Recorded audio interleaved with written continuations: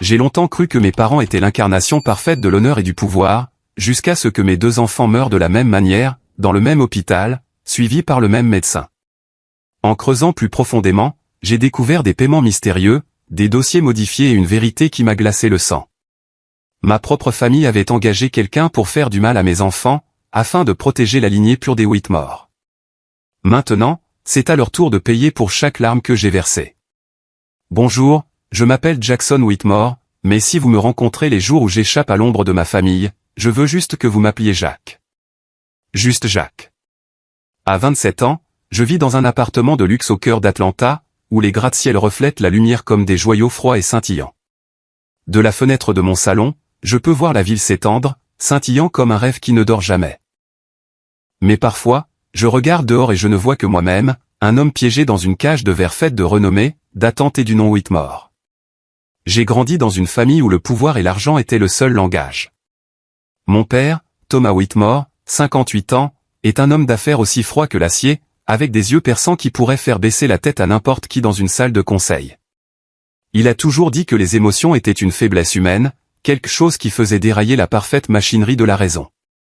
Ma mère, Eleanor Whitmore, 56 ans, est une femme fière et d'une intelligence effrayante. Elle était autrefois chercheuse en biomédecine, mais elle est maintenant connue dans la haute société pour sa discipline et ses normes exigeantes. Notre manoir familial sur Northside, il n'est pas seulement une maison. C'est un symbole. 3 générations de magnats de Whitmore Financial Holdings ont bâti cet empire, et j'étais destiné à en hériter. Dès mon plus jeune âge, chaque étape de ma vie a été planifiée. La meilleure école, des études à l'étranger en Angleterre, un diplôme en finance d'Oxford. Je n'avais pas le droit de choisir, d'échouer ou d'être moi-même. Chaque fois que je me regardais dans le miroir, je voyais un homme élégant dans un costume impeccable, les cheveux soigneusement peignés. Mais à l'intérieur, j'avais envie de crier. J'aspirais à vivre comme une personne ordinaire, pas comme l'héritier Whitmore. Je voulais courir sous la pluie sans me soucier d'abîmer des chaussures en cuir cher. M'asseoir dans un café délabré et parler à quelqu'un sans craindre qu'il sache qui j'étais. Puis, par une journée d'été étouffante à Atlanta, je l'ai rencontré. Amara Collins, un nom qui deviendrait plus tard le battement de mon âme. Ce jour-là, j'assistais à un événement caritatif pour rénover une école dans un quartier pauvre du sud d'Atlanta. C'était l'un des projets que notre entreprise parrainait, principalement pour soigner notre image publique. J'y suis allé à contre-cœur, voulant juste remplir mon obligation et retourner à ma pile de rapports financiers. Mais quand je suis entré dans la petite cour d'école poussiéreuse, je l'ai vue, Amara, 25 ans, une enseignante de maternelle d'origine africaine, debout au milieu d'un groupe d'enfants, souriant aussi vivement que le soleil. Elle portait une chemise bleu clair, ses cheveux attachés en hauteur, ses mains tachées de peinture pour avoir aidé les enfants à peindre un nouveau mur.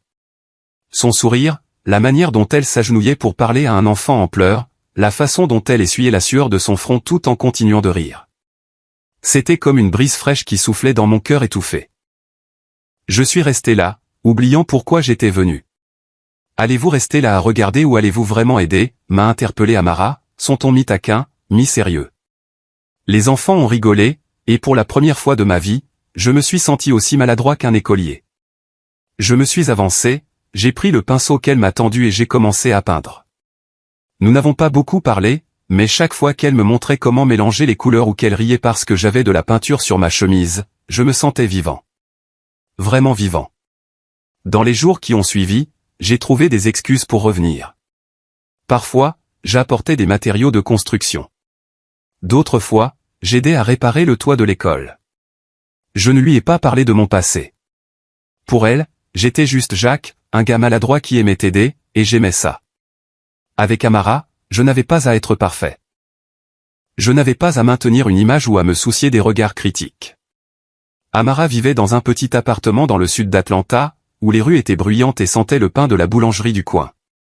Elle était simple, vive et d'une sincérité que je n'avais jamais vue chez personne de la haute société. Une fois, elle m'a invité à dîner chez elle. C'était juste des spaghettis et de la salade, mais la façon dont elle parlait des enfants de son école, la façon dont elle riait quand elle renversait de la sauce sur la table, donnait l'impression que c'était le festin le plus somptueux que j'ai jamais eu.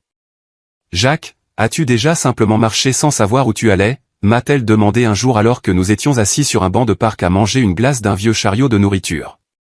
Non, ai-je admis, je dois toujours savoir où je vais. Si je ne le sais pas, mes parents ne seraient pas contents. Elle m'a regardé, ses yeux semblant voir à travers tout ce que je cachais. Essaie un jour. Marche juste. Sans réfléchir. Le monde ne s'effondrera pas, et je l'ai fait. Ce jour-là, nous avons erré dans de petites rues sans but, sans plan. Elle m'a montré une fresque murale vibrante, me parlant de l'artiste de rue qui l'avait peinte. Elle m'a entraîné dans une vieille librairie où l'odeur du papier vieilli et le son du jazz m'ont fait oublier les chiffres et les contrats. Elle m'a appris à vivre, non pas pour accomplir quelque chose, mais pour ressentir. J'ai commencé à la voir plus souvent. Les après-midi de week-end, nous nous asseyions au bord de la rivière Chattahoochee, regardant l'eau couler tranquillement. Elle m'a parlé de son rêve d'ouvrir une école maternelle gratuite pour les enfants défavorisés. Je lui ai parlé de mes jours en Angleterre, mais j'ai évité de mentionner ma famille ou le nom Whitmore. Plus je passais de temps avec elle, plus je réalisais que j'étais amoureux. Pas une simple attirance passagère ou une passion impulsive, mais un sentiment profond, comme si elle était la pièce manquante que j'avais cherchée toute ma vie. En Amara, j'ai vu un monde différent. Simple, chaleureux, sans prétention. Elle ne se souciait pas de ce que je possédais ou d'où je venais. Pour elle, je n'étais pas l'héritier d'un empire corporatif, pas le fils de Thomas et Eleanor. J'étais juste Jacques, le gars qui la faisait rire, qui lui tenait la main quand le vent se levait. Un soir, alors que nous nous tenions sous la faible lueur d'un lampadaire, elle a soudainement pris ma main. « Jacques, as-tu déjà pensé à ce qu'est le bonheur ?» J'ai regardé dans ses yeux, mon cœur battant la chamade. Je pensais que c'était l'argent, le pouvoir, mais maintenant je pense que c'est ce moment, être ici avec toi. Elle a souri, ses joues rougissant sous la lumière. Tu es un vrai charmeur. Fais attention, je pourrais m'habituer à des mots comme ça. J'ai ri, la rapprochant de moi. Pour la première fois, je l'ai embrassée. Ce baiser était comme une promesse que je ferais n'importe quoi pour m'accrocher à ce moment, pour m'accrocher à elle. Mais au fond de moi, je savais que le nom Whitmore, ma famille et le monde que j'essayais de fuir ne me laisseraient pas partir si facilement. Je savais que cet amour était un secret dangereux. Je savais que si ma famille le découvrait, ils ne l'accepteraient jamais. Une enseignante de maternelle, quelqu'un qui n'appartenait pas à leur monde. Mais je m'en fichais. Avec Amara, j'ai trouvé le vrai bonheur, non pas dans la richesse ou le statut, mais dans la paix d'être avec la personne que j'aimais. Dans les jours qui ont suivi, Amara et moi avons vécu dans un monde secret que nous nous étions créés. Chaque fois que je quittais son appartement, je regardais attentivement autour de moi, évitant les regards curieux ou les téléphones qui pourraient prendre une photo. Mais comme le dit le dicton, on ne peut pas cacher une aiguille dans une botte de foin pour toujours. Un matin, alors que j'étais assis dans mon bureau chez Whitmore Financial Holdings, mon téléphone a vibré sans cesse. Un message d'un vieil ami. « Qu'est-ce qui se passe, mec ?» En pièce jointe, un lien vers la première page d'un tabloïd. J'ai cliqué et mon cœur s'est arrêté. Il y avait une photo de moi et d'Amara de l'événement caritatif de la semaine précédente, capturant le moment où je me penchais pour l'embrasser sur le front dans la cour de l'école. Elle souriait, ses yeux pétillants, et moi, Jacques, Pat Jackson Whitmore, avait l'air plus heureux que jamais. Le titre disait « L'héritier Whitmore amoureux d'une enseignante pauvre, secret ou scandale ». Le sang m'est monté à la tête, mes mains tremblaient tellement que j'ai fait tomber le téléphone. Cette photo, ce moment privé, était maintenant exposé à tout Atlanta. Je savais que cela arriverait un jour, mais je ne m'attendais pas à ce que ce soit si tôt, si cruellement. J'ai appelé Amara en hâte. Sa voix était calme, mais je pouvais entendre l'inquiétude en dessous. « Jacques, je me fiche de ce qu'ils écrivent. Mais toi, ça va ?» Je voulais dire que j'allais bien, que tout irait bien, mais les mots sont restés coincés dans ma gorge. Parce qu'à ce moment-là, mon téléphone a de nouveau vibré. C'était mon père, Thomas Whitmore. Le message était « Viens à la maison maintenant ». Le manoir de Northside, il ne m'avait jamais fait sentir aussi petit que ce jour-là. Le vaste salon avec ses peintures anciennes sur les murs et la lumière du lustre en cristal semblait m'avaler tout entier. Mon père était assis dans un fauteuil, les mains jointes, les yeux aussi vifs que des couteaux. Ma mère se tenait près de la fenêtre, le dos droit, le visage sans expression. Sur la table reposait le tabloïd avec la photo de moi et d'Amara, comme un verdict en attente de prononciation. « Explique-toi, Jackson, » a dit mon père, sa voix basse mais tranchante comme une lame. « Qui est-elle » Une enseignante de maternelle. Que penses-tu faire de l'honneur de cette famille? J'ai pris une profonde inspiration, essayant de rester calme. Elle s'appelle Amara Collins. Je l'aime, et elle n'a rien à voir avec l'honneur ou l'argent de cette famille. Mon père a laissé échapper un rire, mais c'était un son sec et sans humour. L'amour? Tu appelles cette émotion bon marché de l'amour? Tu es Jackson Whitmore, l'héritier de cet empire. Tu n'as pas le droit d'aimer quelqu'un qui n'appartient pas à notre monde. Amara n'est pas une étrangère, ai-je répondu, ma voix commençant à trembler. C'est la seule personne qui me fait sentir que je vis, pas que j'existe simplement pour vous plaire, à toi et à mère. Ma mère, Eleanor, a finalement parlé. Sa voix était douce mais froide comme une lame enveloppée de velours. Jackson, tu es plus intelligent que ça. Tu sais comment fonctionne cette famille. Nous ne vivons pas pour les émotions. Les émotions sont une faiblesse et tu les laisses t'aveugler. J'ai regardé ma mère, le cœur lourd. Mère, je ne suis pas aveuglé. Je veux juste vivre ma propre vie, pas celle que vous et père avez planifiée pour moi. Mon père s'est levé brusquement, frappant sa main sur la table, faisant trembler le verre en cristal. Assez. Si tu ne mets pas fin à ça, tu ne seras plus l'héritier. Tu seras coupé de l'entreprise, de cette famille. Es-tu prêt à tout jeter pour une fille qui n'a rien d'autre qu'un sourire bon marché? Le sang m'est monté au visage, mais je n'ai pas reculé. Si c'est le prix à payer pour vivre en accord avec moi-même, alors je suis prêt à le payer. L'air dans la pièce semblait se figer. Mon père m'a regardé, ses yeux brûlants de colère et de déception. Ma mère s'est détournée comme si elle ne pouvait pas supporter d'assister à ce moment. Je savais que je me trouvais à un carrefour sans retour possible. J'avais essayé. J'avais lutté.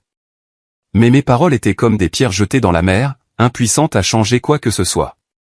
Cette nuit-là, je suis retourné dans le salon familier du manoir où j'avais grandi, où l'on m'avait appris qui j'étais censé être.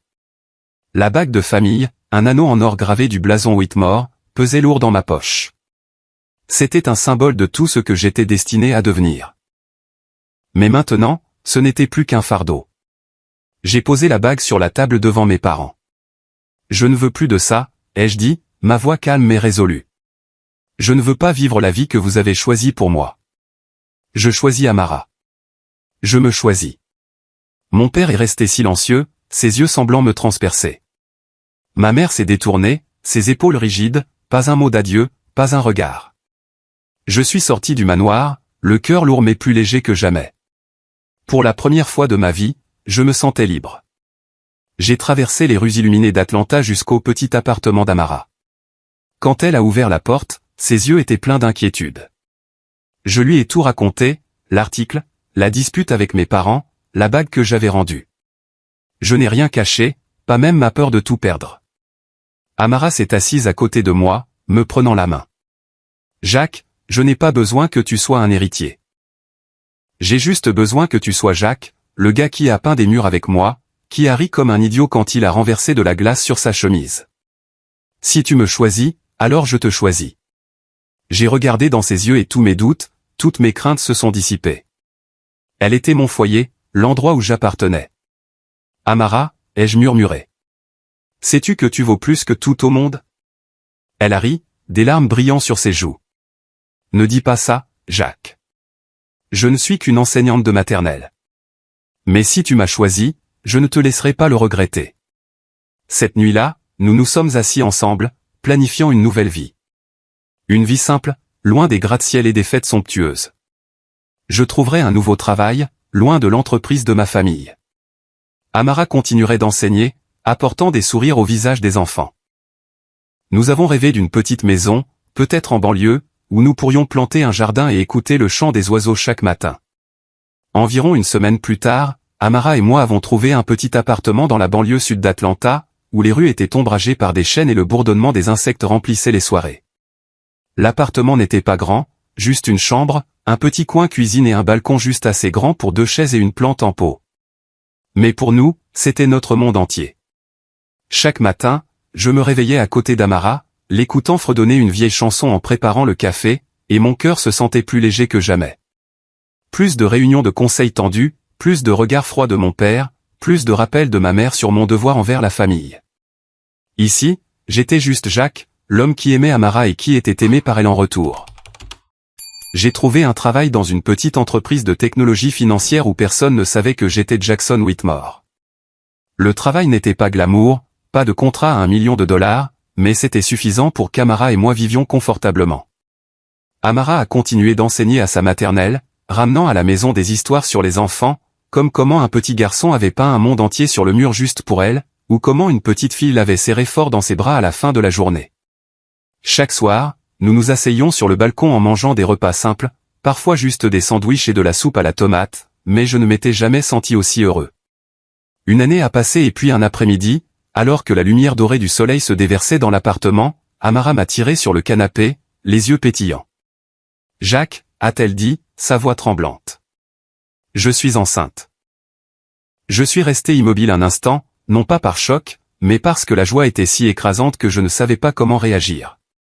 Puis je l'ai prise dans une étreinte serrée, riant jusqu'à ce que des larmes coulent sur mon visage. « Vraiment ? Toi ?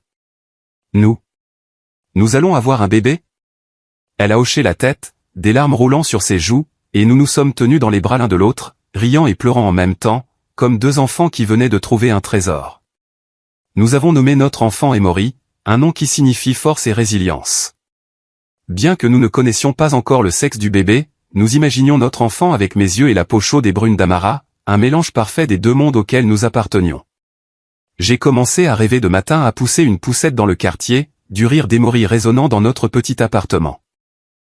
J'ai décidé de contacter ma famille pour leur annoncer la nouvelle. Bien que je les ai laissés derrière moi, je gardais un faible espoir qu'ils puissent être heureux pour moi.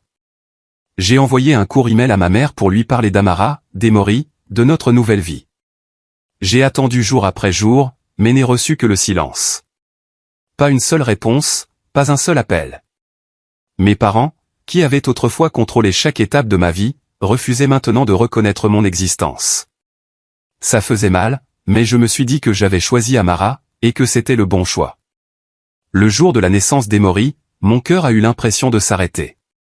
Notre bébé reposait dans les bras d'Amara, si petit, avec de grands yeux ronds comme les miens, et une peau chaude et brune comme celle de sa mère. J'ai regardé Emory, j'ai regardé Amara, et j'ai pensé que c'était la plus belle chose que j'ai jamais vue. Emory, ai-je murmuré, caressant doucement sa joue. Tu es mon monde entier. Mais cette joie n'a duré que quelques heures. Peu de temps après la naissance, le médecin est entré dans la chambre, le visage grave. Nous devons placer le bébé dans un incubateur pour observation, a-t-il dit. Il y a des signes suggérant un possible trouble génétique rare. C'est juste une précaution. Le sol semblait s'effondrer sous moi. Amara a serré ma main fermement, les yeux rouges, mais essayant de rester calme. Qu'est-ce que vous voulez dire ? Mon bébé va bien, n'est-ce pas ? A-t-elle demandé, la voix tremblante. Le médecin nous a rassurés en disant qu'ils avaient juste besoin de plus de tests, mais ses yeux trahissaient son inquiétude. Je suis resté devant l'unité de soins intensifs, regardant à travers la vitre Emory, allongé dans l'incubateur, de minuscules tubes attachés à son corps. Amara était assise à proximité, ses yeux ne quittant jamais notre enfant, des larmes silencieuses coulant sur son visage. Je voulais la serrer dans mes bras, lui dire que tout irait bien, mais j'étais moi-même sous le choc. Je faisais confiance à l'hôpital, je croyais qu'il ferait tout pour sauver Emory. Mais chaque fois que je voyais la peur dans les yeux d'Amara, une terreur invisible se resserrait autour de mon cœur.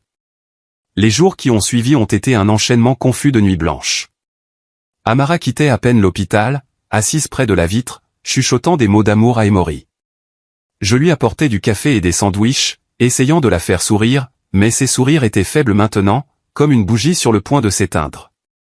Je me suis dit que nous allions traverser ça, qu'Emory serait en bonne santé, que ce n'était qu'un petit obstacle. Mais un matin pluvieux, le médecin nous a appelés dans son bureau. Il était assis en face de nous, les mains jointes, la voix basse. « Je suis vraiment désolé », a-t-il dit. Le cœur du bébé s'est arrêté ce matin. Nous avons fait tout ce que nous pouvions, mais Emory souffrait d'un trouble métabolique rare et incurable. C'était comme si on m'avait donné un coup de poing dans la poitrine. Amara a laissé échapper un sanglot, ses pleurs déchirant le silence. Je voulais dire quelque chose, crier, demander pourquoi, mais je suis juste resté là, figé.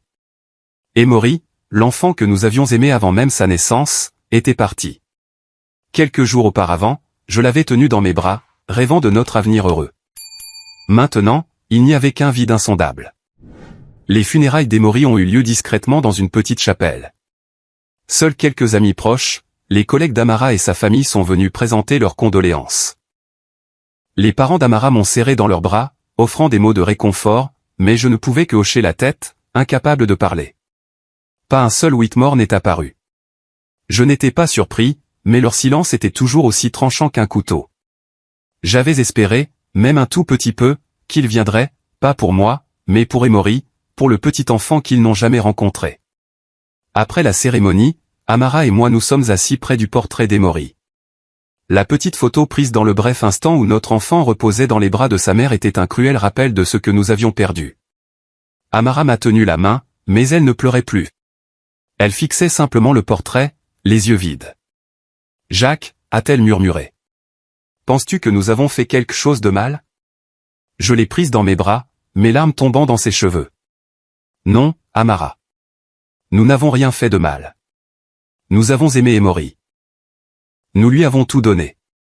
Mais au fond de moi, je ne pouvais pas m'empêcher de me demander pourquoi. Pourquoi Emory? Pourquoi nous?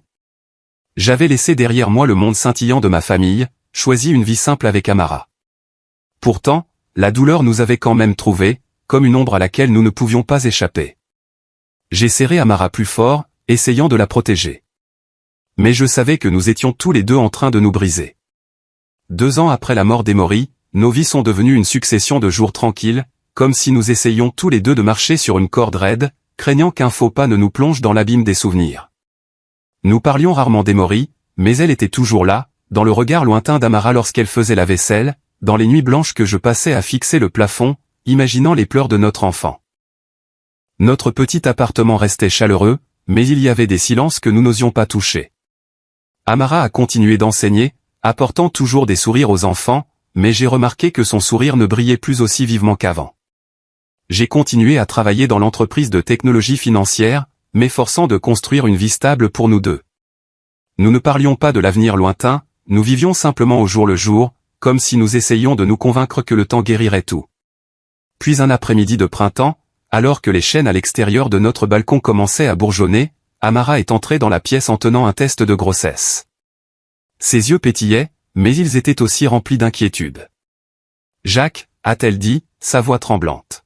« Je suis de nouveau enceinte. » Je l'ai regardée, mon cœur battant la chamade, la joie mêlée de peur comme une vague déferlant en moi. Je l'ai serrée dans mes bras, en chuchotant, « Cette fois, ce sera différent, Amara.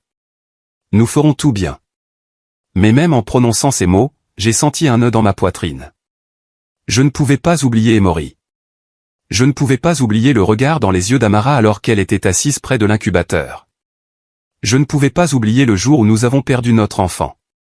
Nous étions plus prudents que jamais. Amara voyait le médecin régulièrement, subissant tous les tests possibles. Nous avons consulté des spécialistes, lu des piles de documents sur la génétique et les soins prénataux. Je faisais des heures supplémentaires pour couvrir les visites médicales tandis qu'Amara réduisait son enseignement pour se reposer davantage. Chaque soir, je posais ma main sur son ventre, sentant les petits mouvements de notre bébé et je me disais, cette fois, tout ira bien. Cette fois, nous pourrons être parents. Le jour de la naissance de Caleb, j'ai eu l'impression de revivre. Notre petit garçon, en parfaite santé, avec des cheveux noirs et doux et des lèvres pincées comme s'il était perdu dans un rêve. Amara le tenait, des larmes coulant sur son visage, mais cette fois, c'étaient des larmes de joie. « Caleb » a-t-elle murmuré. « Tu es ma lumière. » Je les ai regardés, mon cœur débordant de bonheur. Caleb était le cadeau que nous avions attendu, l'espoir après ces jours sombres. Pendant les premiers jours, Caleb était en bonne santé. Il mangeait bien, dormait profondément, et chaque fois qu'il ouvrait les yeux pour me regarder, c'était comme si le monde entier souriait. Amara s'est remise à chanter, les berceuses qu'elle fredonnait pour Emory. Nous avons pris d'innombrables photos, riant de savoir à qui Caleb ressemblerait le plus en grandissant. J'ai commencé à rêver de l'emmener au parc, de lui apprendre à taper dans un ballon de football, ou simplement de m'asseoir avec lui sur le balcon en regardant le coucher du soleil. Mais le 8e jour, lorsque nous avons emmené Caleb pour un examen de routine, le médecin a regardé les résultats des tests avec une expression que je ne voulais plus jamais revoir. Il y a des symptômes anormaux, a-t-il dit, la voix basse. Nous devons l'admettre en soins intensifs pour une surveillance plus approfondie. Le sol a semblé trembler sous moi. Amara a serré ma main fermement, son visage pâle. Non, a-t-elle murmuré. Ça ne peut pas être. Docteur, vous vous trompez, n'est-ce pas? Le médecin nous a rassurés en disant qu'ils feraient tout leur possible. J'ai tenu Amara, essayant de rester calme, mais à l'intérieur, j'entendais le murmure de la peur. Non, pas encore. Nous faisions confiance aux médecins, faisions confiance à l'hôpital, mais au fond de moi, je ressentais un sentiment de terreur inexplicable. Les jours qui ont suivi ont été un cauchemar. Caleb était aux soins intensifs, de minuscules tubes enroulés autour de son petit corps. Amara était assise près de la vitre comme elle l'avait fait avec Emory, les yeux rouges, mais ne quittant jamais notre fils. Je me tenais derrière elle, ma main sur son épaule, mais je ne trouvais pas les mots pour apaiser la douleur. Chaque bip des machines était un couteau dans mon cœur. Puis un matin gris, le médecin nous a appelés dans son bureau. J'ai su au moment où j'ai vu son visage que de mauvaises nouvelles étaient arrivées. Je suis vraiment désolé, a-t-il dit, la voix étranglée. Caleb n'a pas survécu. Son cœur s'est arrêté à cause d'une insuffisance cardiaque liée à une maladie génétique congénitale rare. Amara s'est effondrée dans mes bras, ses pleurs déchirant le silence. Je l'ai tenue, mais je pouvais à peine me tenir debout moi-même. Non, ai-je répété, comme si nier la vérité pouvait la changer. Pas Caleb. Pas encore. Mais la vérité était aussi cruelle qu'une lame aiguisée. Caleb, notre lumière, était parti, tout comme Emory. Les funérailles de Caleb ont eu lieu en silence dans la même chapelle où nous avions dit au revoir à Emory. Seuls quelques amis proches, les collègues d'Amara et sa famille, y ont assisté. Je suis resté là, tenant la main d'Amara, mais nous étions tous les deux comme des ombres, vides et sans vie. Je ne pouvais pas croire que le destin puisse être si cruel. Je ne pouvais pas comprendre pourquoi nous devions endurer cette douleur une seconde fois. Mais alors que la cérémonie touchait à sa fin, j'ai entendu des pas familiers. J'ai levé les yeux et mon cœur s'est arrêté. Mon père Thomas et ma mère Éléanore sont entrés, accompagnés de quelques-uns de leurs amis du cercle financier. Ils ont apporté une grande couronne, leur visage sévère, leurs condoléances formelles. Nous sommes vraiment désolés, a dit mon père, sa voix basse, mais dépourvue d'émotion. Ma mère a hoché la tête, ses yeux glissant sur Amara comme si elle n'existait pas. J'étais stupéfait.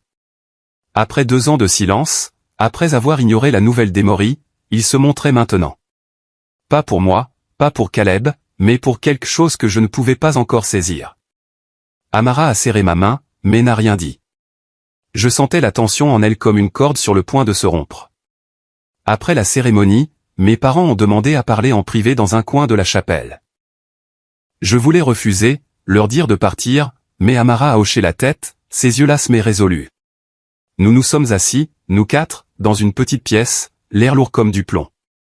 Mon père a parlé le premier, sa voix aussi froide que lors d'une réunion de conseil d'administration. Jackson, nous t'avions prévenu. Toi et cette fille, vous n'êtes pas génétiquement compatibles. Des tragédies comme celle-ci continueront de se produire si tu insistes pour rester avec elle. Le sang m'est monté à la tête. Que dis-tu? Caleb et Emory sont morts de maladie, pas à cause d'Amara. Ma mère m'a regardé, sa voix douce, mais empreinte d'intention. Jackson, l'amour ne peut pas surmonter les lois de la génétique. Tu dois penser à l'avenir, à la lignée Whitmore. Il y a des parties plus convenables. Comme la fille Langlais. Un mariage approprié restaurerait notre réputation et la pureté de notre lignée. Je me suis levé, les mains tremblant de rage. Pureté de notre lignée. Vous parlez de mon fils, de Caleb, comme s'il était une erreur. Amara est ma femme, la femme que j'aime. Je ne la trahirai jamais. Amara était assise en silence, les yeux baissés.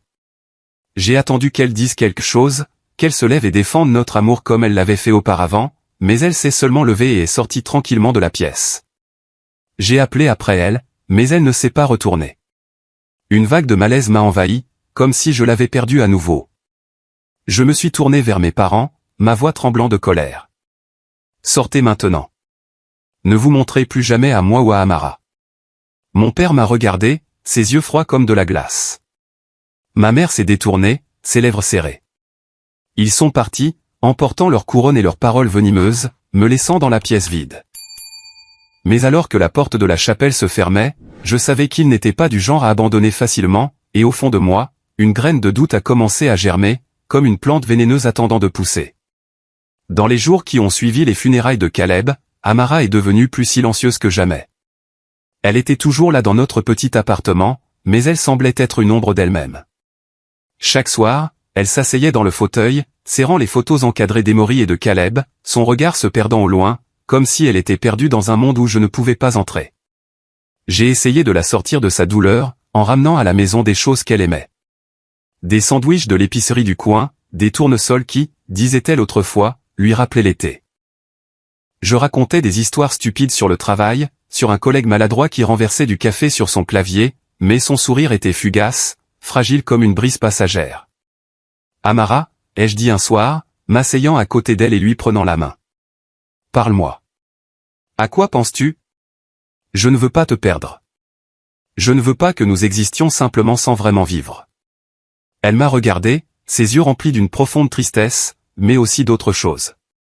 Une agitation, comme si elle cachait quelque chose.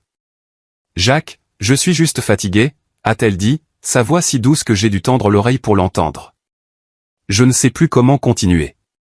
Puis elle s'est levée et est allée dans la chambre, me laissant avec un sentiment d'impuissance. Je voulais crier, abattre le mur invisible entre nous, mais tout ce que je pouvais faire était de la serrer dans mes bras pendant qu'elle dormait, en espérant que ma chaleur pourrait apaiser les blessures que je ne pouvais pas voir. Un après-midi, je suis rentré après une longue journée de travail, portant un bouquet de tournesol, en espérant qu'il la ferait sourire. Mais quand j'ai ouvert la porte, l'appartement était d'un silence étouffant. Il n'y avait pas le doux fredonnement d'Amara, pas l'odeur du café qu'elle préparait habituellement. Ses affaires, le pull vert qu'elle aimait, les chaussures en toile près de la porte, même la tasse avec un smiley, avaient disparu. Sur la table de la cuisine se trouvait une seule feuille de papier pliée. L'écriture d'Amara, tremblante mais claire. Mes mains tremblaient en la ramassant, la laissant presque tomber. Jacques, écrivait-elle, je suis désolée. Je ne peux plus vivre avec cette douleur. Chaque jour, je vois Emory et Caleb dans mes rêves et je ne supporte pas l'idée que je n'ai pas pu les protéger. Tu mérites le bonheur, mais je ne peux plus être celle qui te le donne. S'il te plaît, ne me cherche pas. S'il te plaît, pardonne-moi. J'ai eu l'impression que mon cœur était écrasé. J'ai appelé son téléphone, mais il était déconnecté. Je me suis précipité dehors, courant à la maternelle où elle enseignait, demandant à ses amis, ses collègues, même ses parents dans la banlieue d'Atlanta. Personne ne savait où elle était allée. Amara, la femme qui avait été mon monde entier, avait disparu comme une rafale de vent, ne laissant aucune trace. Je l'ai signalé à la police, mais ils ont seulement secoué la tête, disant qu'elle était une adulte ayant le droit de partir si elle le choisissait. Chaque nuit, je m'asseyais sur le balcon, fixant l'obscurité, espérant la voir revenir. Mais seul le chant des grillons et un vide douloureux me répondaient. Les jours suivants, j'ai vécu comme un fantôme. Le travail est devenu une routine sans signification. Taper sur le clavier, répondre aux emails, hocher la tête lors des réunions. Mais mon esprit était toujours ailleurs. Je voyais Amara dans chaque coin de l'appartement. Le fauteuil où elle avait l'habitude de s'asseoir, la bibliothèque où elle rangeait ses livres pour enfants, l'oreiller qu'elle serrait quand elle dormait. Tout était un rappel que je l'avais perdu, que j'avais perdu nos 2 enfants, que j'avais perdu notre rêve de famille. Puis, de manière inattendue, mes parents sont réapparus. Un matin, alors que je sortais de l'appartement, ma mère se tenait là, tenant un bouquet d'œillets blancs, son visage inhabituellement doux. « Jackson », a-t-elle dit doucement. « Je sais que tu souffres. Je veux juste t'aider. » Je l'ai regardée, ayant l'impression de fixer une étrangère. « Aider » ai-je demandé, la voix sèche. « Maintenant, vous voulez aider après que vous et Père m'ayez tourné le dos, à moi, à Emory, à Caleb. » Elle n'a pas répondu, a seulement posé les fleurs sur la table et est partie. Mais ce n'était pas la fin. Mon père a commencé à se montrer, apportant des boîtes de nourriture de restaurants chers, disant des choses que je n'avais jamais entendues de sa part. « Fils, ne gâche pas ton avenir pour quelqu'un qui t'a abandonné. » Ma mère était plus subtile, mais ses mots piquaient comme des aiguilles. « Ouvre ton cœur, Jackson. Il y a des gens plus méritants, des gens qui peuvent apporter un vrai bonheur. Leur sollicitude semblait trop artificielle, trop soignée, comme une pièce de théâtre soigneusement mise en scène. Un malaise rampant a commencé à s'emparer de moi. Pourquoi se montrait-il maintenant, juste après la disparition d'Amara? Pourquoi était-il si gentil après 2 ans de silence? Je voulais rejeter ces pensées, mais elles s'accrochaient à moi comme une ombre dont je ne pouvais pas me défaire. Quelques semaines plus tard, je suis allé à l'hôpital Saint-Andrew pour récupérer les dossiers médicaux de Caleb à des fins d'assurance. En attendant, une nouvelle employée, une jeune femme aux yeux curieux, m'a remis une copie des dossiers. Elle a hésité, puis a parlé doucement comme si elle avait peur d'être entendue. Ce dossier, il a été modifié plusieurs fois. Je ne sais pas pourquoi, mais j'ai pensé que vous devriez le savoir. Ces mots m'ont frappé comme un éclair. J'ai pris le dossier, les remercié machinalement et suis rentré chez moi. Cette nuit-là, sous la faible lueur d'une lampe, j'ai ouvert les dossiers de Caleb, lisant chaque ligne, chaque chiffre. Puis, comme guidé par un instinct, j'ai fouillé dans le placard pour les anciens dossiers d'Emory. J'ai placé les 2 dossiers côte à côte, comparant chaque détail. Et c'est là que je l'ai vu.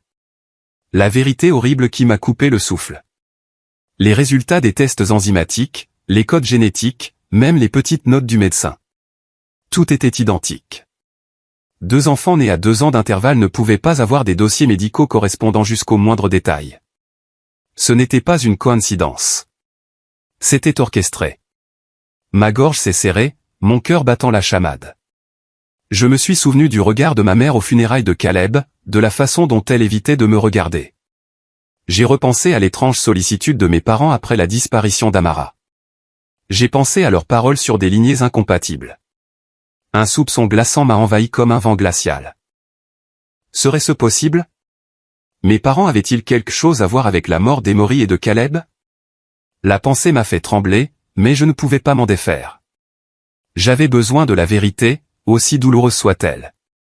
Je me suis assis dans l'appartement vide, entouré de papiers et de dossiers médicaux, me sentant comme si j'étais perdu dans un labyrinthe sans issue. Chaque chiffre, chaque mot dans les dossiers d'Emory et de Caleb était comme un couteau dans mon cœur. Mais c'étaient aussi les seuls indices que j'avais.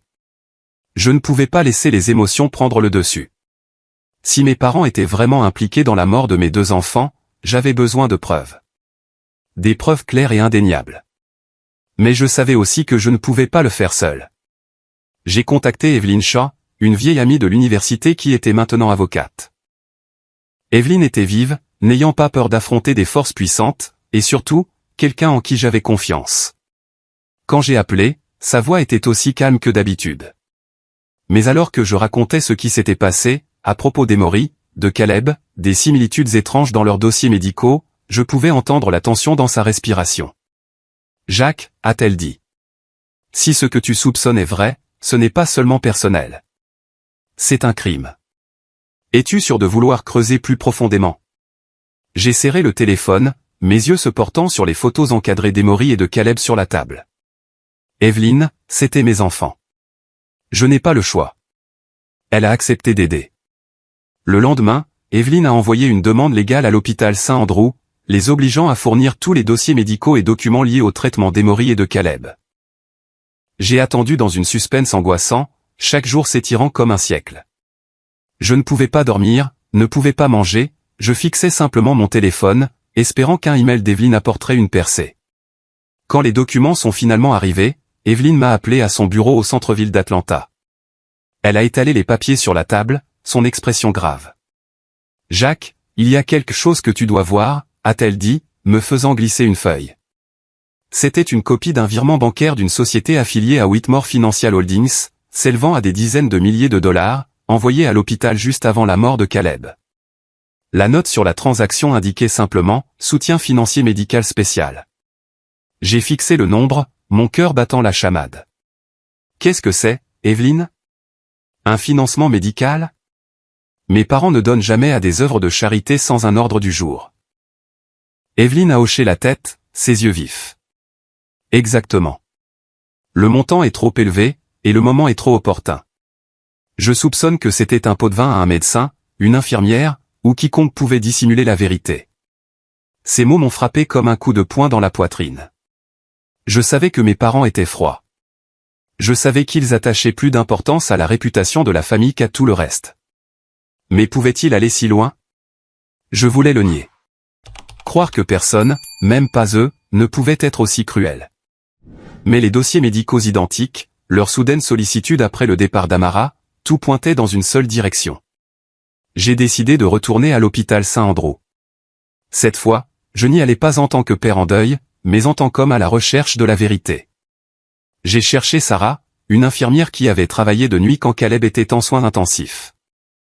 Elle avait toujours été gentille avec nous, mais aujourd'hui, quand je me suis tenu devant elle, j'ai vu de la peur dans ses yeux. « Sarah », ai-je dit, ma voix calme mais ferme. « J'ai besoin de la vérité. Y a-t-il eu quelque chose d'inhabituel dans le cas de Caleb que vous ne nous avez pas dit ?» Elle a secoué la tête, évitant mon regard. « Je ne sais rien, Jacques. J'ai juste fait mon travail. Mais je n'ai pas abandonné. Je lui ai parlé de l'argent, des dossiers médicaux, des soupçons qui me déchiraient. » Après un long silence, Sarah a baissé la tête, sa voix tremblante. « J'ai reçu un paiement », a-t-elle murmuré. Ils ont dit que c'était une prime pour un bon travail, mais je devais promettre de ne pas parler de ce qui s'est passé pendant ce service. Je ne connais pas les détails, je le jure. J'ai seulement vu un étranger entrer en soins intensifs avant que l'alarme ne se déclenche. Ces mots étaient comme un éclair. Un étranger, ai-je demandé, ma voix presque étranglée. Qui? À quoi ressemblait-il? Sarah a secoué la tête. Je n'ai pas bien vu. Il portait une blouse médicale, mais il n'était pas du personnel de l'hôpital. Je suis désolé, Jacques. J'avais besoin de l'argent pour mon propre enfant. J'ai quitté l'hôpital, l'esprit confus. Sarah ne savait pas grand-chose, mais ses paroles confirmaient que quelque chose n'allait pas. J'ai décidé de confronter le docteur Graham, le médecin qui avait supervisé les cas d'Emory et de Caleb. C'était un homme d'âge mûr, toujours professionnel. Mais cette fois, alors que je me tenais devant son bureau, je n'étais plus le père confiant. « Docteur Graham », ai-je dit, ma voix froide comme de la glace. Je sais que quelque chose n'allait pas avec la mort de mes enfants. Les dossiers médicaux d'Emory et de Caleb sont identiques. Que savez-vous à ce sujet? Il a pâli, essayant de garder son sang-froid, mais j'ai vu sa main trembler en tenant sa tasse de café. Je l'ai pressé, lui parlant du paiement de Whitmore Holdings, de la confession de Sarah. Finalement, il a baissé la tête, sa voix. « Je ne voulais pas le faire », a-t-il dit. Ils m'ont donné une grosse somme, l'ont appelé financement de recherche. Tout ce que j'avais à faire était d'inscrire la cause du décès comme un trouble génétique. Je n'ai pas posé de questions. Je suis désolé. J'ai senti le sang me monter à la tête, mais je me suis forcé à rester concentré. Qui sont-ils, ai-je demandé, ma voix tremblant de colère. Il a secoué la tête. Je ne sais pas exactement. L'intermédiaire a dit qu'il représentait une famille puissante. J'ai quitté son bureau, le cœur lourd comme du plomb. Mes parents, ils ne savaient pas seulement. Ils étaient directement impliqués. Mais j'avais encore besoin de preuves. Quelque chose d'indéniable. Quelques jours plus tard, alors que je triais des papiers dans l'appartement, un email anonyme est apparu dans ma boîte de réception. Pas d'objet, pas de signature, juste une pièce jointe. Une vidéo floue de vidéosurveillance du couloir des soins intensifs la nuit de la mort de Caleb. Je l'ai regardé encore et encore, mon cœur battant la chamade. Une silhouette en blouse médicale se penchait sur l'incubateur de Caleb quelques minutes avant que l'alarme ne retentisse. Son visage n'était pas clair, mais ses mouvements, rapides, délibérés, montraient qu'elle savait ce qu'elle faisait. J'ai envoyé la vidéo à Evelyn. Elle a immédiatement déposé une demande pour que les échantillons biologiques de Caleb soient testés dans un laboratoire indépendant sans lien avec Whitmore Holdings. Les jours d'attente des résultats ont été un cauchemar. Je ne pouvais pas dormir, ne pouvais penser à rien d'autre qu'aux images d'Emory et de Caleb, les enfants que j'avais juré de protéger. Quand les résultats sont arrivés, Evelyn m'a appelé immédiatement à son bureau. Elle a posé le rapport devant moi, ses yeux tendus. « Jacques, les échantillons de Caleb montrent des traces d'une substance étrangère, un médicament non inclus dans son plan de traitement. C'était bien au-dessus des niveaux sûrs et aurait pu provoquer une insuffisance cardiaque. » J'ai lu le rapport, chaque mot comme un coup de poignard au cœur. Je n'avais plus de doute. Mes parents ou quelqu'un qu'ils avaient engagé était intervenu dans la mort de mes deux enfants. Emory et Caleb ne sont pas morts de cause naturelle. Ils sont morts à cause de l'orgueil et du pouvoir de ma famille. La famille que je pensais autrefois me protéger. J'ai serré les poings, mes ongles s'enfonçant dans mes paumes. Evelyn, ai-je dit, ma voix, je veux qu'il paie. Même si cela signifie détruire le nom Whitmore, j'obtiendrai justice pour mes enfants. Elle a hoché la tête, ses yeux résolus. Nous le ferons. Je préparerai la plainte. Mais Jack, tu dois être prêt. Ce sera une bataille longue et douloureuse. J'ai regardé par la fenêtre le ciel gris d'Atlanta, comme si une tempête se préparait. Mais dans mon cœur, je n'avais plus peur. Emory et Caleb méritaient la justice. Et moi, même si je devais affronter le monde entier, je n'arrêterai pas jusqu'à ce que la vérité soit révélée. Evelyn avait préparé la plainte, un dossier épais rempli de preuves indéniables. Des dossiers médicaux falsifiés, des reçus de virements bancaires, le témoignage de l'infirmière Sarah, la confession du docteur Graham et les images floues mais accablantes de la vidéosurveillance. Chaque pièce était comme un couteau dans mon cœur, mais elles ont aussi alimenté ma détermination à aller de l'avant. Je savais que déposer la plainte immédiatement provoquerait une explosion et que la réputation de Whitmore Financial Holdings s'effondrerait comme un château de sable. Mais avant de le faire, je voulais confronter mes parents, non pas par haine, mais parce que j'avais besoin d'entendre la vérité de leur propre bouche. J'avais besoin de savoir s'ils m'avaient jamais vraiment aimé ou si je n'étais qu'un pion dans leur jeu de prestige. J'ai organisé une rencontre avec eux au manoir de Northside Hill, un endroit que j'appelais autrefois ma maison, mais qui me semblait maintenant un souvenir froid. En entrant dans le salon, la lumière du lustre en cristal scintillait toujours, mais elle ne m'apportait plus de chaleur. Mon père, Thomas, était assis dans son fauteuil, ses yeux aussi vifs et froids que jamais. Ma mère, Eleanor, se tenait près de la cheminée, les mains jointes, le visage sans expression. J'ai glissé un petit enregistreur dans ma poche, l'activant silencieusement. Je ne voulais pas qu'un seul de leurs mots s'échappe. Père, mère, ai-je commencé, ma voix calme mais résolue. Je connais la vérité sur Emory et Caleb. Je sais pour l'argent de Whitmore Holdings, les dossiers médicaux falsifiés, l'étranger en soins intensifs.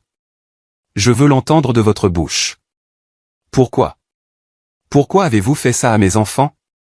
Mon père a laissé échapper un rire méprisant. Jackson, que fais-tu? Calomnier ta propre famille avec ces accusations? Penses-tu que nous te laisserions détruire la réputation des Whitmore avec ces fantasmes délirants? J'ai regardé droit dans ses yeux, sans vaciller. Ce ne sont pas des délires. J'ai des preuves, des virements bancaires, des témoignages de l'infirmière et du médecin. J'ai des images vidéo montrant un étranger injectant quelque chose à Caleb.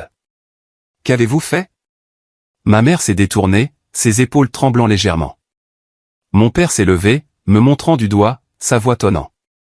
Assez. Tu n'as pas le droit de nous interroger. Nous avons tout fait pour te protéger. Pour protéger cette famille. Protéger, ai-je crié, incapable de me retenir plus longtemps. Protéger en tuant mes enfants. Emory et Caleb n'étaient pas des obstacles dans vos plans. C'étaient mes enfants, ma chair et mon sang. L'air dans la pièce semblait se figer. Mon père respirait lourdement, ses yeux brillants de colère. Mais ma mère, pour la première fois, m'a regardé directement. Ses yeux étaient rouges, et j'ai vu une fissure dans sa façade parfaite. Jackson, a-t-elle dit, sa voix tremblante. Nous ne voulions pas que tu souffres. Nous voulions seulement protéger ton avenir. Amara, elle. Elle n'était pas convenable. Ses enfants, ils ne pouvaient pas faire partie de la lignée Whitmore. C'était comme une gifle. Pas convenable, ai-je répété, la voix étranglée. Vous parlez de mon fils et de ma fille. Qu'avez-vous fait? Dites-moi. Mon père s'est avancé, essayant de l'arrêter. Eleanor, ne dit rien. Mais elle a secoué la tête, des larmes coulant sur ses joues. Jackson, nous avons engagé quelqu'un pour s'assurer que les enfants ne survivent pas. Une petite dose, sans douleur. Nous pensions que c'était la meilleure solution pour toi, pour la famille. Sa confession a transpercé mon cœur comme une lame. J'ai reculé, l'esprit confus. Mon père a crié, essayant de couvrir sa voix. Assez, Eleanor. Tais-toi. Mais il était trop tard.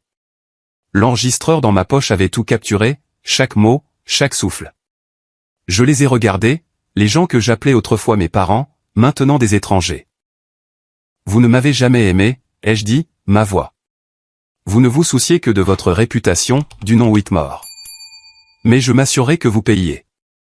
Mon père m'a regardé, ses yeux vides de remords. Nous l'avons fait pour protéger la lignée Whitmore. Tu comprendras un jour. Je me suis retourné et je suis sorti du manoir, sans regarder en arrière. Leurs mots résonnaient dans mon esprit, mais je ne ressentais plus de douleur. Il n'y avait qu'une détermination brûlante à chercher la justice pour Emory et Caleb. Quelques jours plus tard, Evelyn a déposé la plainte auprès du tribunal de l'État de Géorgie, en y joignant toutes les preuves, les dossiers médicaux falsifiés, les virements bancaires, les témoignages du personnel hospitalier, les images de vidéosurveillance et l'enregistrement de ma confrontation avec mes parents. L'affaire a explosé comme une bombe. Les grands journaux ont fait les gros titres. La dynastie Whitmore accusée d'avoir orchestré la mort de 2 nourrissons. L'histoire a fait la une des journaux d'Atlanta à New York. Whitmore Financial Holdings, autrefois un empire invincible, a été traîné sous les feux des projecteurs, faisant l'objet d'enquêtes pour corruption, falsification de dossiers médicaux et dissimulation de preuves. Le procès s'est déroulé dans une atmosphère tendue. Les journalistes s'entassaient devant le palais de justice. Les caméras étaient braquées sur moi alors que j'entrais. Je n'ai rien dit, j'ai seulement serré dans ma poche le petit cadre photo d'Emory et de Caleb, un rappel que je faisais cela pour eux. Mon père, Thomas, a été accusé de complicité et d'obstruction à la justice. Ma mère, Eleanor, a été accusée de meurtre et de corruption médicale. Les médecins et les infirmières impliqués, y compris le docteur Graham et Sarah, ont témoigné, avouant tout en échange de peine réduite. Tout au long du procès, je suis resté assis là, écoutant les détails horribles, les médicaments injectés dans les corps fragiles d'Emory et de Caleb, les réunions secrètes entre mes parents et le personnel de l'hôpital, l'argent transféré pour acheter le silence. Chaque témoignage était un coup de poignard au cœur, mais je n'ai jamais quitté mes parents des yeux.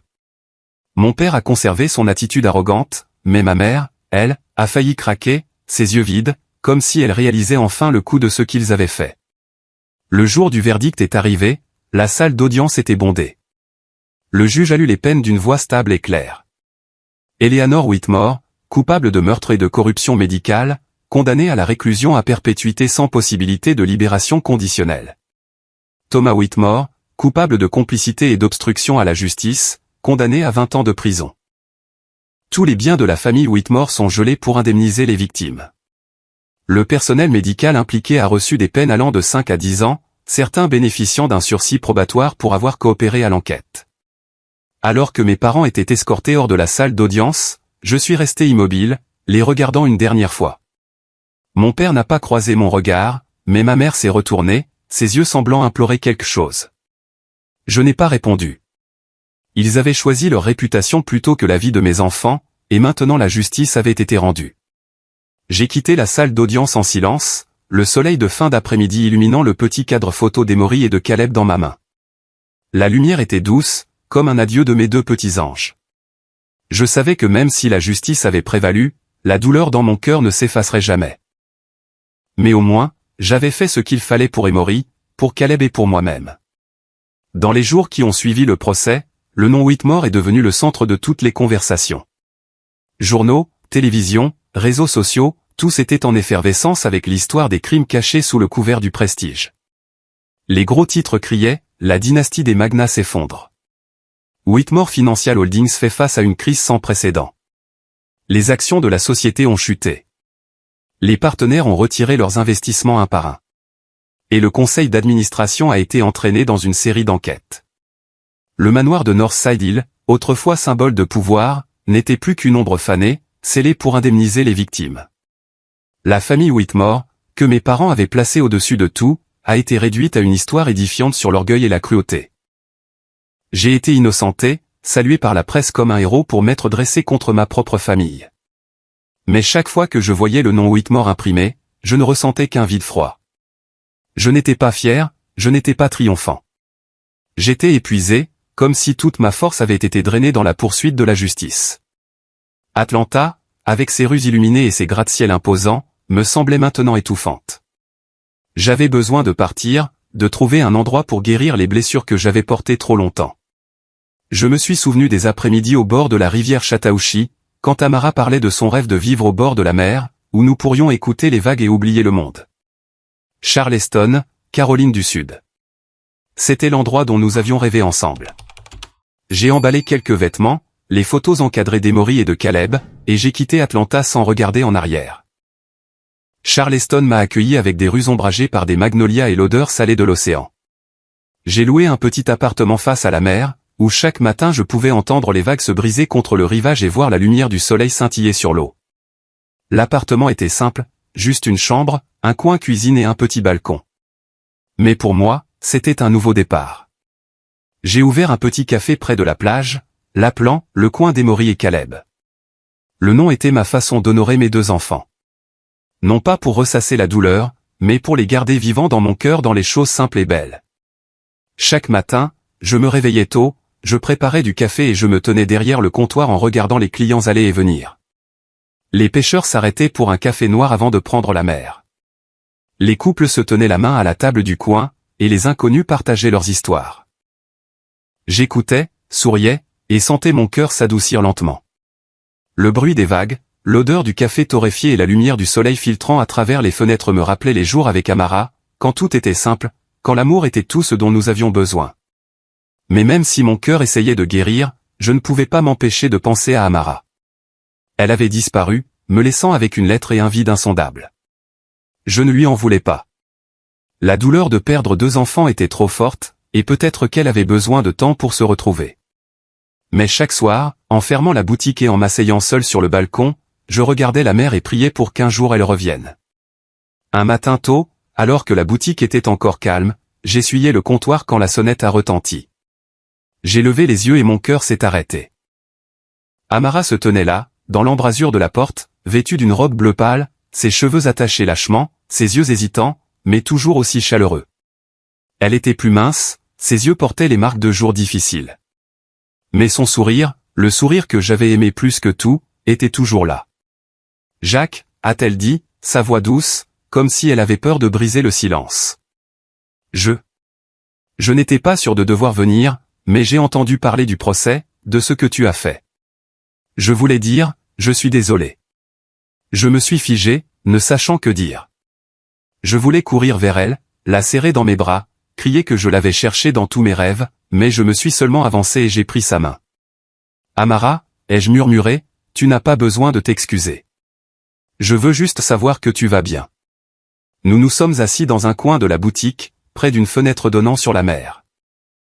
Elle m'a raconté qu'après avoir quitté Atlanta, elle était venue à Charleston, vivant tranquillement dans un petit appartement près de la rivière. Elle travaillait dans une bibliothèque, passant ses journées à organiser des livres et à éviter les souvenirs du passé. Je pensais que si j'arrêtais de me souvenir, si j'arrêtais de penser à Emory et Caleb, la douleur disparaîtrait, a-t-elle dit, les yeux rouges. Mais j'avais tort. Je ne pouvais pas oublier. Et quand j'ai entendu parler du procès, de ce que tu as fait pour obtenir justice pour nos enfants, j'ai su que je ne pouvais plus continuer à fuir. J'ai serré sa main plus fort, mes propres larmes coulant. Je lui ai raconté mon parcours, les nuits blanches, les preuves que j'ai découvertes, le moment où ma mère a avoué l'horrible vérité. Je ne l'ai pas fait pour moi, Amara, ai-je dit, la voix étranglée. Je l'ai fait pour Emory, pour Caleb, et pour notre amour. Je n'ai jamais cessé de t'aimer. Elle a baissé la tête, des larmes coulant sur ses joues, mais elle a ensuite levé les yeux, esquissant un sourire étranglé. Jacques, je n'ai jamais cessé de t'aimer non plus. Nous nous sommes enlacés là, dans le café silencieux, comme si le temps ne nous avait jamais séparés. Le bruit des vagues à l'extérieur de la fenêtre était comme une douce chanson, et je savais que, peu importe à quel point le passé était douloureux, nous avions encore l'un l'autre. Nous avons décidé de recommencer, libres de prestige ou de haine, avec seulement l'amour et les souvenirs que nous choisissions de garder. Amara a emménagé dans mon petit appartement. Elle a repris son travail à la bibliothèque, ramenant à la maison des livres pour enfants et me les lisant le soir. J'ai continué à gérer le coin d'Emory et Caleb. Et chaque jour, je sentais mon cœur s'alléger, comme si les vieilles blessures guérissaient lentement sous le soleil de Charleston. 2 ans plus tard, Amara est de nouveau tombée enceinte. Cette fois, nous n'avions pas aussi peur. Nous prenions soin l'un de l'autre chaque jour, nous tenant la main à chaque visite prénatale. Et quand le jour de l'accouchement est arrivé, nous avons éclaté de joie. Amara a donné naissance à des jumeaux, un garçon et une fille, en bonne santé, avec des yeux pétillants et des sourires comme ceux de leur mère. Nous les avons nommés Emory et Caleb, une façon pour nos deux petits anges de revivre dans les bras aimants de notre famille. Chaque après-midi, alors que le soleil se couchait sur la mer de Charleston, je me tenais sur le balcon, regardant Amara jouer avec nos enfants. Leur rire se mêlait au bruit des vagues comme un chant d'espoir. Je savais que le passé ne pourrait jamais être effacé. Mais nous avions trouvé la paix, une paix véritable construite sur l'amour, le pardon et tout ce que nous avions surmonté ensemble. J'ai tenu la main d'Amara, sentant sa chaleur, et j'ai su qu'après toutes les tempêtes, nous nous étions retrouvés et avions trouvé un véritable foyer. Au fil du temps, les vagues tumultueuses de l'histoire des Whitmore se sont progressivement calmées. Les gros titres qui criaient autrefois sur les crimes de ma famille ont laissé place à de nouvelles histoires. Whitmore Financial Holdings, autrefois un empire invincible, s'était effondré, réduit à un simple nom dans les récits d'avertissement sur l'éthique des affaires. Mais à Charleston, dans le petit havre de paix d'Emory and Caleb's Corner, l'histoire d'Amara et la mienne sont devenues autre chose. Une histoire de résilience, de compassion et de la façon dont les gens peuvent se relever après une perte inimaginable. Mon café est devenu un lieu spécial. Non pas à cause du café, bien que je sois fier des lattes que je préparais, mais à cause de l'atmosphère, un lieu où les gens pouvaient s'asseoir, partager et trouver la paix. Pêcheurs, jeunes couples, passants. Ils venaient non seulement pour le café, mais pour un moment de calme au milieu du chaos de la vie. Ils connaissaient ma tragédie, non pas parce que j'en parlais, mais parce que la nouvelle s'était répandue. Pourtant, j'en parlais rarement. Au lieu de cela, j'écoutais l'histoire d'une mère qui avait perdu son enfant, d'un homme qui avait perdu foi en la vie. Des âmes à la dérive en quête de guérison. Sur le mur en bois de la boutique, j'ai accroché une petite plaque gravée des mots « Personne ne peut changer le passé, mais chacun peut choisir comment vivre avec ». C'était un rappel non seulement pour les clients, mais pour moi-même. Chaque fois que je voyais ces mots, je pensais au jour où je croyais que je ne pouvais pas continuer, et je savais que j'avais choisi de vivre, non pas pour oublier Emory et Caleb, mais pour transformer la douleur en force. Des années plus tard, j'ai décidé d'écrire notre histoire dans un petit livre. Non pas pour ressasser la tragédie ou rouvrir de vieilles blessures, mais pour partager ce que j'avais appris de tout cela. Le livre, intitulé « Lumière sur la mer », a été inspiré par les moments où Amara et moi lâchions des lanternes en papier sur le rivage de Charleston. J'ai appris que la vérité, aussi profondément cachée soit-elle, trouvera toujours un moyen de sortir. La justice ne viendra peut-être pas rapidement, mais elle viendra. Parfois au prix du temps et de la perte. Le chemin pour obtenir justice pour Emory et Caleb m'a beaucoup coûté. Mais il m'a aussi montré que la vérité est une flamme qui ne peut être éteinte. Le véritable amour n'a pas besoin de titre ou de lignée. Il ne nécessite que la confiance, le courage et la conviction que l'autre personne vaut chaque sacrifice. Amara et moi avons surmonté les préjugés pour nous trouver. Notre amour a été construit sur des moments simples, comme lorsqu'elle m'a appris à danser la salsa ou lorsque nous avons lâché des lanternes en papier sur la mer. La famille n'est pas une question de sang. Mes parents ont choisi la réputation plutôt que la vie de mes enfants. Mais Amara, Emory et Caleb, eux, étaient ma famille, peu importe à quel point le passé était douloureux. Le pouvoir et le prestige n'ont de sens que lorsqu'ils sont associés à l'intégrité. Mes parents ont sacrifié leur conscience pour préserver le nom Whitmore, mais à la fin, tout n'était que vide. Le préjugé est un poison qui tue la compassion. J'ai vécu autrefois dans leur monde où tout était mesuré par le statut et la lignée, mais j'ai choisi de le laisser derrière moi. Face à la perte, la vengeance n'est pas la réponse. J'ai voulu un jour que mes parents souffrent comme j'avais souffert, mais j'ai réalisé que la justice et la guérison comptaient plus.